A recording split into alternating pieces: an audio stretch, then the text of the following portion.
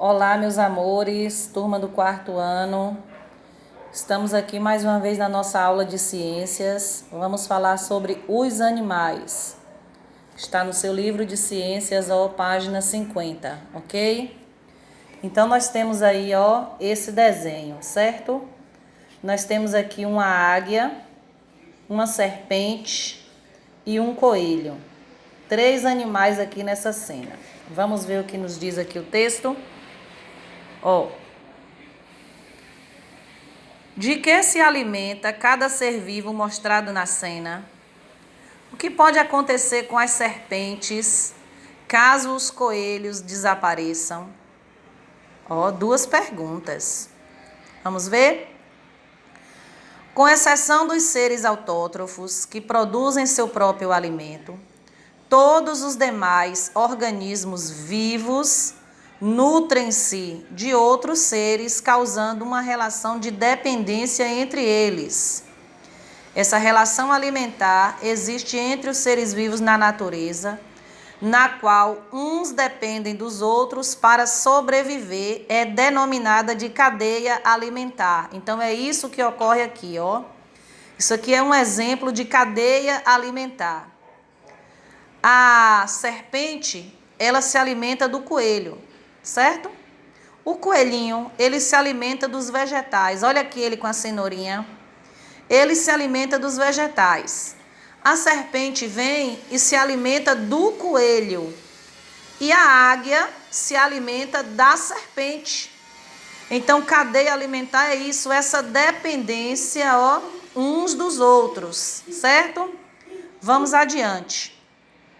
Na imagem acima, temos um exemplo de cadeia alimentar. O coelho se alimenta dos vegetais, a serpente se alimenta do coelho e o gavião come a serpente, como eu já falei, certo? Outro exemplo aqui, de cadeia alimentar. Olha aqui, a lagartinha, ela se alimentando da folha. A lagarta se alimenta da folha. O passarinho vai e come a lagarta. A coruja come o passarinho. E quando essa coruja morre, e entra em decomposição, bactérias, seres minúsculos vêm e comem os restos mortais da coruja, certo? Vamos para a leitura. Como já vimos, os vegetais são capazes de produzir seu próprio alimento. Por isso, esses seres são chamados de produtores. O que são produtores?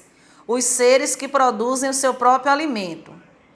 A planta representa o produtor da cadeia alimentar acima, certo? Os seres produtores também são encontrados em ambientes aquáticos. As algas e algumas bactérias que realizam a fotossíntese são produtores que vivem na água. Vamos adiante para a leitura. Os consumidores são seres que se alimentam de plantas e de outros seres vivos, pois não produzem seu próprio alimento. Lembra da página anterior? São representados pela lagarta, pelo pássaro e pela coruja. Dentre os consumidores, existem os herbívoros, que se alimentam de vegetais, e os carnívoros, que comem outros animais. Olha aqui o gafanhoto. É um consumidor herbívoro, porque ele se alimenta só de vegetais. A serpente é o exemplo de um consumidor carnívoro, porque ele se alimenta de outros animais, certo? Além dos produtores e consumidores, existem os decompositores. Lembra da corujinha morta? Estes se alimentam de organismos já mortos, como os seres microscópicos ampliados na imagem da página anterior.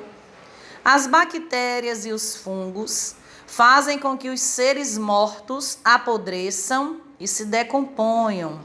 Essa decomposição enriquece o solo e auxilia no desenvolvimento dos vegetais.